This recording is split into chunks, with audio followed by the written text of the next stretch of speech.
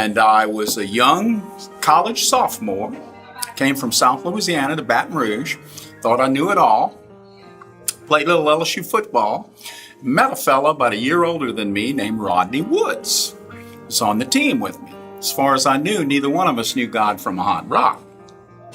We used to go out on the parade ground and cut donuts in his little green Volkswagen now and then. We had a good time. And so a few months went by.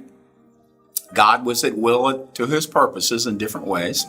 And I got invited by a young lady to come to the LSU Law Auditorium to hear a Sunday morning service like that I was told I had never seen before.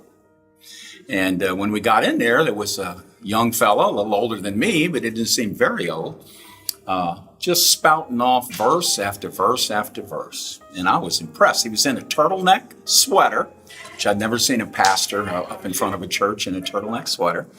And that was Donald Tabb, I later found out. As the service ended, just something about me made me look clear across the auditorium to my left, and Rodney Wood was over there on the far side. And we kind of both did a quick glance and looked back, and then somehow we made it to each other, and we were both about at the same time said, "What are you doing here?" Little did I know that God was working in both of our lives at that point. So flash forward now many years later, moved back to Baton Rouge practicing law, and I married my first daughter. We're attending the chapel, and Don was able to do the baptism of my first daughter, Grace Helen Schmitz, here in the chapel. It was a special time, firstborn, as you know.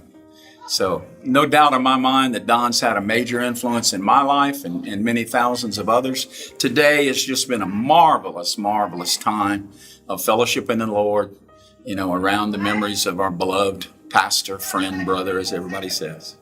So thank you so much for letting me speak that story.